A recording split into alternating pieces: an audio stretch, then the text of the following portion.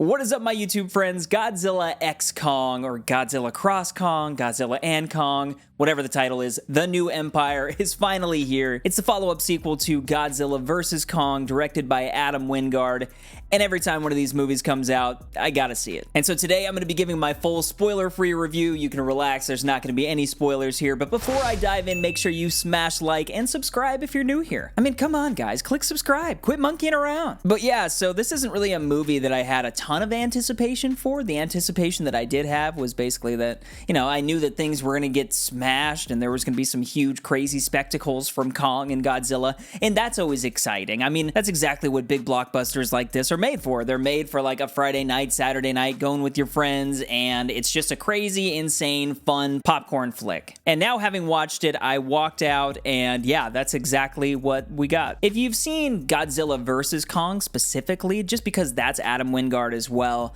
I mean, it's very, very similar. I do think that this movie actually was a step up from that movie, and that purely revolves around the performances. I thought Rebecca Hall, as always, did a great job, but specifically Dan Stevens and Brian Tyree Henry, there was a lot of comedy in this film, and it's much needed in a space like this. You have this crazy monsterverse storyline going on, and you're just following Godzilla and Kong, and they're doing these crazy things, and so honestly, the human characters really just take a backseat. You're not going to this movie to see any sort of in-depth character work take place. And when there needed to be a funny line of dialogue, when the moment was right, I felt like this movie hit. I found myself laughing quite a bit. But then you also have the Eileen and Gia, that storyline that's kind of carried through multiple films now, and honestly, having that history, knowing what happens with them, and then going all the way through this film, in the end, there honestly is some emotion that paid off, and I did not expect that. I didn't really expect anything from the humans. Truly, for the first 20 minutes of this film, I was sitting there and thinking, okay, how much CGI and animation does a movie need to qualify to be just an animated film? Because this thing starts off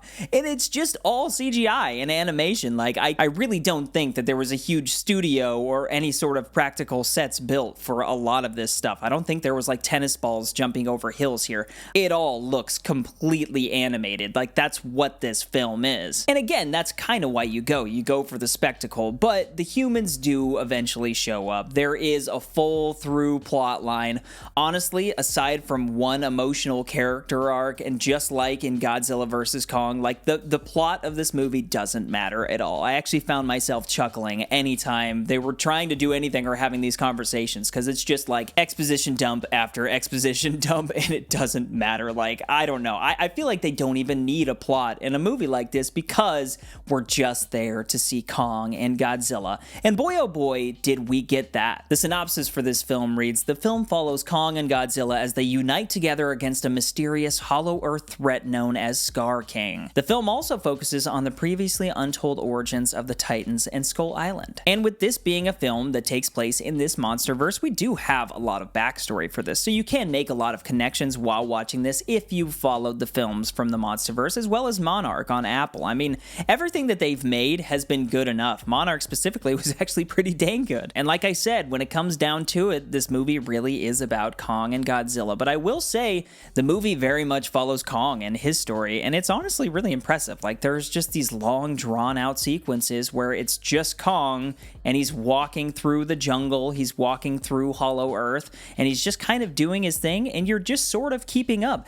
They gave Kong enough time to shine in this film, not to mention he gets this mechanical arm that he can use. It's super cool. There's also, we referenced this Scar King, this big bad of the film, and there are moments between Kong and the Scar King. They're honestly communicating without communicating, and you sit there and you just kind of understand what's going on, and I felt like they did a good job pushing that through. However, there are moments towards the end of the film where their faces get a little bit too animated, like Godzilla specifically. You never would picture Godzilla being like, what's up, bro? But there's a scene where Godzilla kind of makes a face and you're like, dude, you're a monster. Like, this is weird. But you also see in the trailer how there are other apes throughout this film. There's a smaller Kong that they reference quite a bit, and you see that in the trailer, so that's no spoiler. But he's kind of around and he's thrown into the mix of this story, and it's very, very, I guess the right word would be cute. I liked watching this little guy. He was hilarious, and the way that Kong utilizes him, or at least I should say the way that the movie utilizes this character,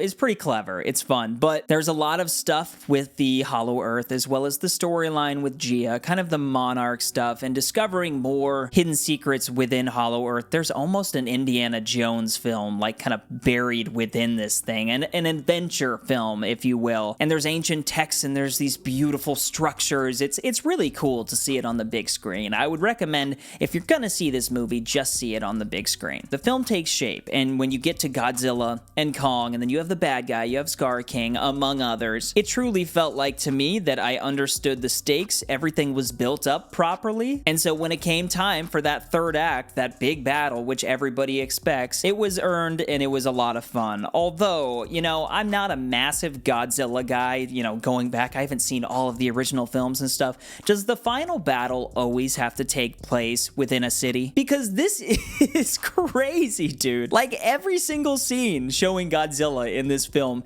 he's literally just murdering everybody. He's bursting through bridges, he's breaking down apartment complexes and buildings and full-on downtowns. The end of this film takes place within a city. I think it's Rio de Janeiro, I'm kind of forgetting now, but they level the city, dude. Like, I don't know, a lot of casualties. I don't know what we're supposed to think of that, and I think I'm honestly answering my own question right now. I think you're just not supposed to think about that, because that's what this movie is. It's a big blockbuster where you can just knock down anything and smash everything and just have a lot of fun and see Godzilla power up and see Kong beat his chest, and it's just like, all right, dude, like, this is awesome. Every single time I walk into one of these films, I always go, okay, here goes another one. And then I walk out and I always go, I wonder if there's going to be another one. So I am curious, you know, Adam Wingard, the director, he's spoken about this and he really wants to finish off at least his trilogy within this, and I think he deserves it. I think both of these movies that he's done have been pretty darn fun. And as far as this film, Godzilla x Kong, The New Empire, I just want to say, go see it. Go check it out. Form your own opinion.